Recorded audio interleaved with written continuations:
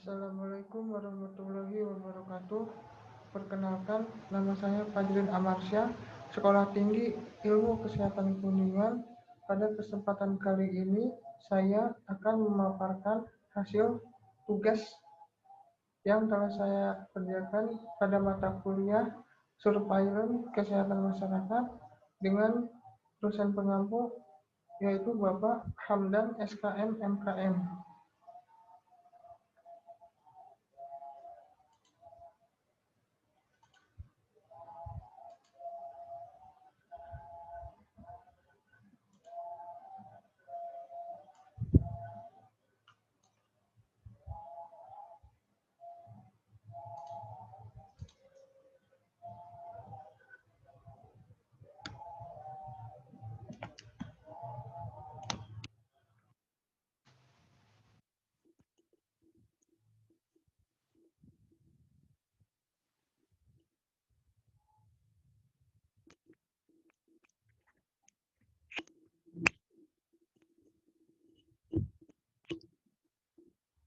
Baik, sebelumnya saya akan memperkenalkan diri lagi terlebih dahulu. Nama saya Fadin Amansyah, S1 Ilmu Kesehatan Masyarakat, reguler A, tingkat 3 semester 5, Sekolah Tinggi Ilmu Kesehatan Kuningan.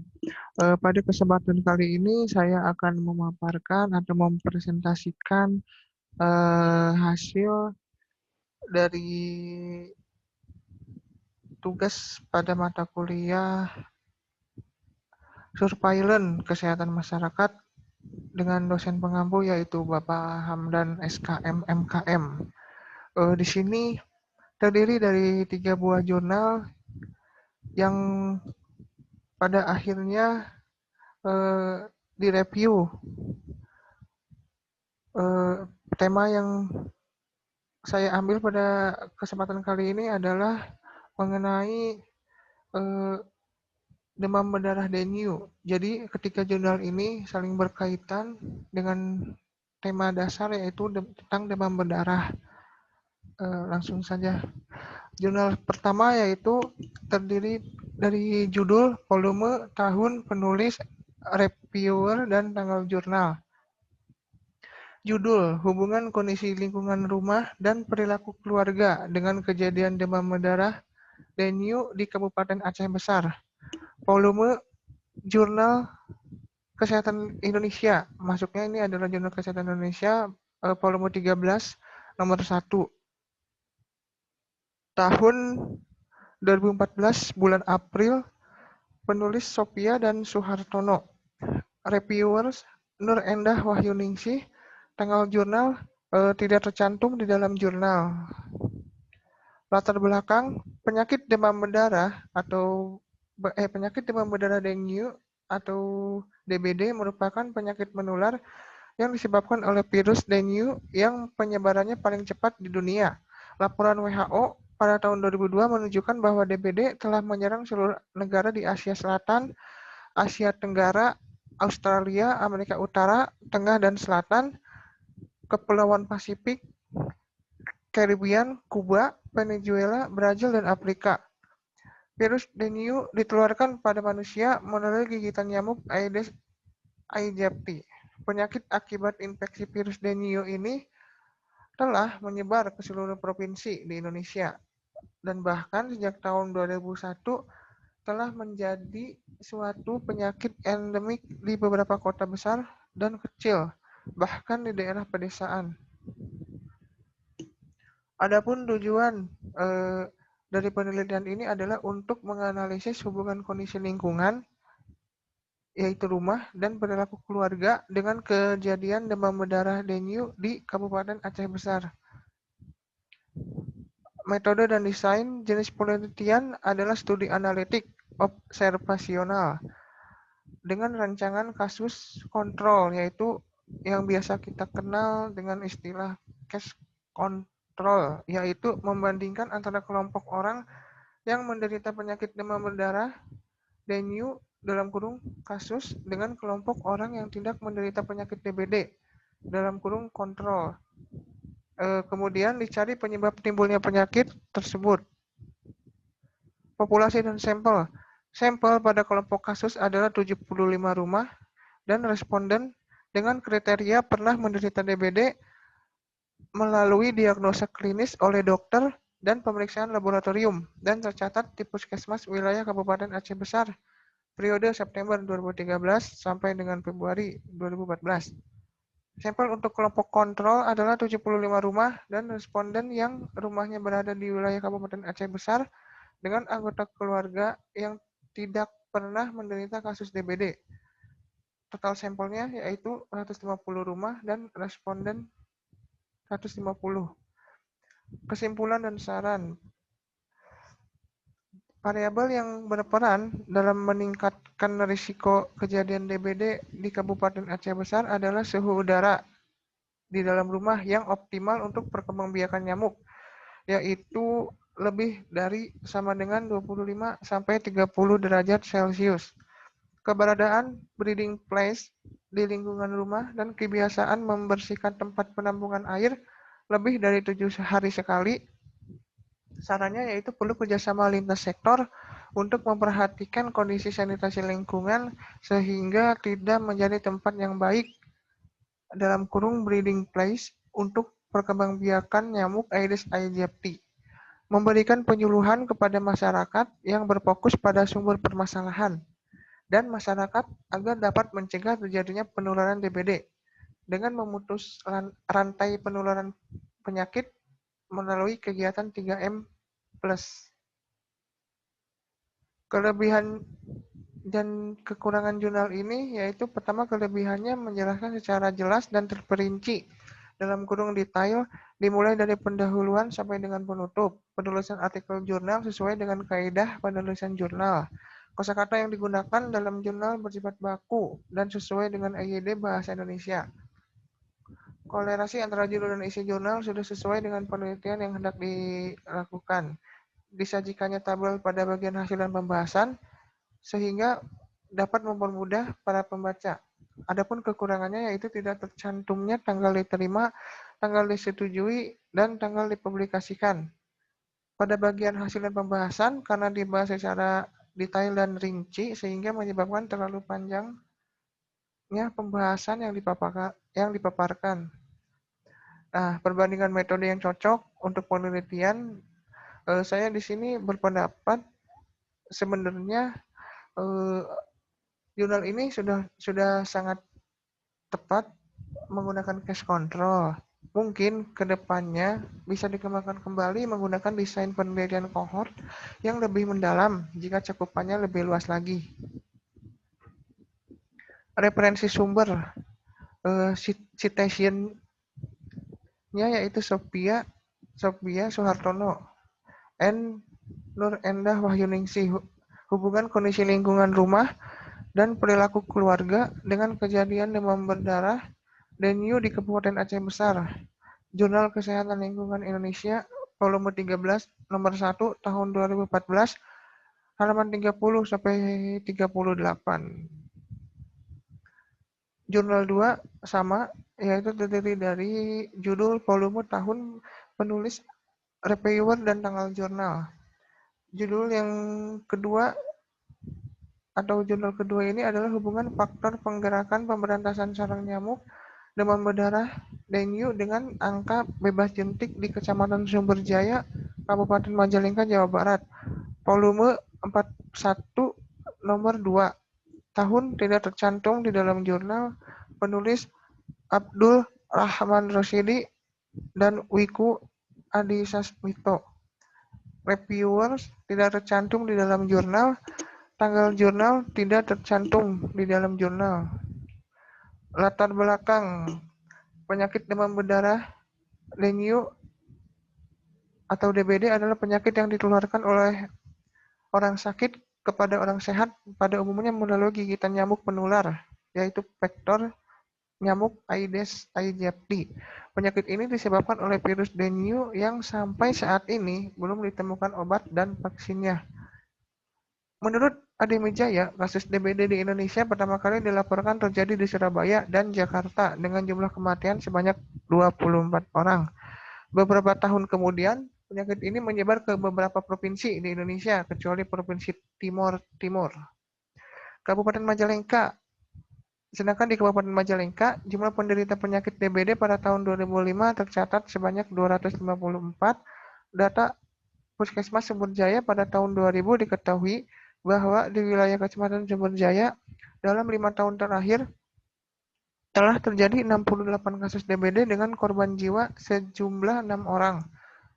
Pada tahun 2001 terdapat 7 kasus dan mencapai puncaknya pada tahun 2004 sebanyak 40 kasus. Namun tidak ada korban jiwa.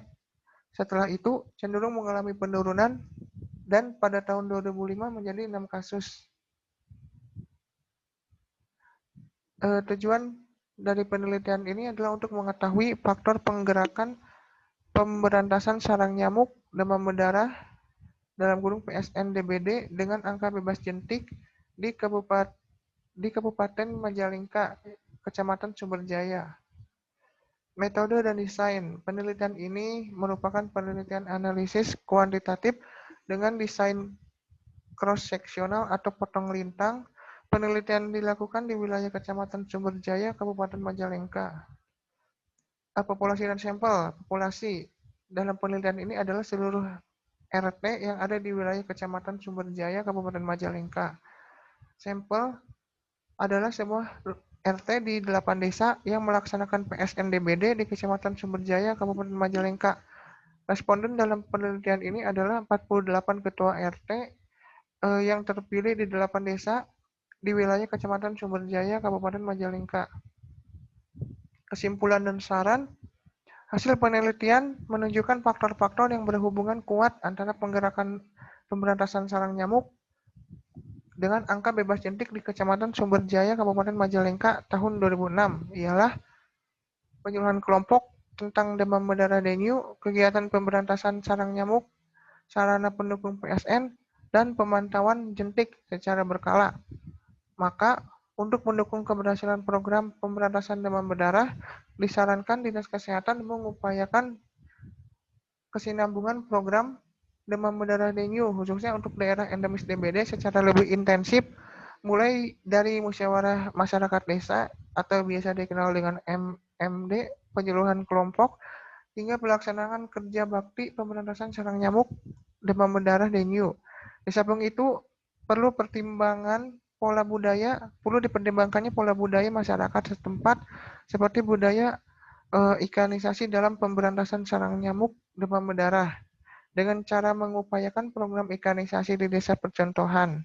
Pemberantasan sarang nyamuk demam berdarah dengue ini bisa dapat diatasi.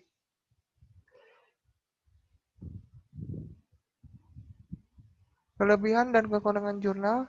Kelebihan jurnal menjelaskan secara jelas mulai dari pendahuluan sampai dengan penutup. Penulisan artikel jurnal sesuai dengan kaidah. Kosakata yang digunakan dalam jurnal bersifat baku dan sesuai dengan IED. Kolerasi antara judul dan isi jurnal sudah sesuai dengan penelitian yang hendak disampaikan. Disajikannya tabel pada bagian hasil dan pembahasan. Kekurangan jurnal. Tidak tercantumnya reviewers di dalam jurnal, tidak tercantumnya tahun jurnal, tidak tercantumnya tanggal diterima, tanggal disetujui, dan tanggal dipublikasikan. Perbandingan metode yang cocok untuk penelitian. Desain dan metode penelitian pada jurnal ini sudah tepat, yaitu menggunakan cross-seksional atau potong lintang. Mungkin kedepannya bisa dikembangkan kembali menggunakan desain yang lebih luas cakupannya seperti penelitian atau desain kohort. Referensi sumber yaitu Rosidi dan Adi Sasmito 2009, hubungan faktor penggerakan pemberantasan sarang nyamuk demam berdarah dengan angka bebas jentik di Kecamatan Sumberjaya, Kabupaten Majalengka, Jawa Barat. Majalah Kedokteran Bandung, volume 41, nomor 2.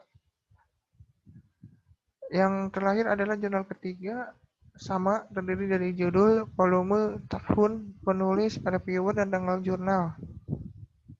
Judul, gambaran pemeriksaan serologi IgM dan IgG dengue dengan limfosit plasma biru pada pasien demam berdarah dengue di RSUD Pesawaran Lampung. Volume 3 nomor 2 Jurnal Kesehatan Unila. Tahun 2019 bulan November. Penulis Putu Ristianing Ayu dan Nisa Karima. Reviewers tidak tercantum di dalam jurnal. Tanggal jurnal sama, tidak tercantum di dalam jurnal. Latar belakang, infeksi dengue merupakan penyakit infeksi yang disebabkan oleh virus dengue dengan manifestasi klinis berupa demam, nyeri otot, dan atau nyeri sendi. Keluhan juga disertai leukopenia, limfadenopati, trombositopenia, dan diabetes hemoragik. Infeksi dengue merupakan penyakit yang penyebarannya sangat cepat di dunia. Virus dengue termasuk dalam genus Flavivirus dan famili Flaviviridae yang memiliki 4 serotip, yaitu DEN1, DEN2, DEN3, dan DEN4. Infeksi virus dengue menimbulkan gejala yang bervariasi, mulai dari tanpa gejala, gejala ringan sampai berat. Gejala yang berat dikaitkan dengan penyakit demam dengue dan demam berdarah dengue (DBD). WHO 2011 membagi DBD dalam 4 derajat. Derajat 1 dan 2 disebut DBD tanpa syok, derajat 3 dan 4 disebut DBD dengan syok atau SSD. Perubahan imunologik pada infeksi dengue terdiri atas perubahan imunologik humoral dan seluler. Perubahan humoral dapat dibuktikan dengan terbentuknya antibodi IgG dan IgM yang dapat dideteksi dengan pemeriksaan serologis. Dalam penegakan diagnosis infeksi dengue juga dapat dengan pemeriksaan limfosit plasma biru. Pemeriksaan LPB merupakan cara yang sederhana, murah, dan dapat dilakukan di puskesmas. Tujuan penelitian ini bertujuan untuk mengetahui perbandingan hasil pemeriksaan serologis IgG dan IgM dengan jumlah LPB pada berbagai derajat DBD. Metode dan desain. Penelitian ini menggunakan metode penelitian observasional laboratorik dengan desain studi kohort. Penelitian dilaksanakan di ruang rawat inap RSUD Pesawaran Bandar Lampung dan Laboratorium Patologi Klinik FK Unila dalam waktu dan bulan Juni 2019 sampai September 2019. Adapun populasi dan sampel, populasinya terdiri dari semua pasien dewasa dengan diagnosis klinis infeksi dengue di RSUD Pesawaran yang memenuhi kriteria penelitian pada bulan Juni sampai September 2019.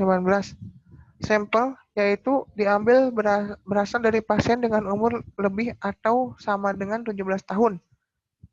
Sampel penelitian diperoleh dengan pemeriksaan laboratorium. Dari hasil pemeriksaan laboratorium, sampel dengan hasil IgG dan IgM negatif dan nilai trombosit dalam batas normal dikeluarkan. Maka data sampel yang diperoleh adalah 61 sampel. Kesimpulan dan saran berdasarkan penelitian yang dilakukan, jumlah LPB positif sebanyak 34,4% dan LPB negatif 65,6%. Pada pasien yang ditemukan LPB, jumlah pasien yang mempunyai nilai IgG positif lebih banyak 2 kali lipat daripada nilai positif IgM. Kerbaunya sama, yaitu menjelaskan secara simpel namun tetap jelas maksud dan tujuan isi dari jurnal tersebut. Penelitian sudah sesuai dengan kaidah. Kosakata yang digunakan bersifat baku. Kolerasi antara judul dan isi jurnal sesuai dengan penelitian yang sedang dilakukan. Disajikannya tabel-tabel. Kekurangan jurnal tidak tercantum reviewers dan tidak tercantumnya tanggal diterima, tanggal disetujui, dan tanggal dipublikasikan. Perbandingan metode yang cocok. Untuk lebih mengembangkan kembali penelitian mengenai hal ini, bisa dikombinasikan kembali dengan metode penelitian lain seperti eksperimental. Referensi sumbernya Ayu dan Karima 2019. Gambaran pemeriksaan serologi IgM dan IgG dengue dengan limfosit plasma biru pada pasien demam berdarah dengue di RSUD Pesawaran Lampung, Jurnal Kedokteran Universitas Lampung, volume 3 nomor 2, halaman 247 sampai 250. Sekian presentasi atau pemaparan materi pada kesempatan kali ini. Kurang lebihnya mohon dimaafkan. Wa akum minkum. Wabillahi taufik wal hidayah. Wassalamualaikum warahmatullahi wabarakatuh.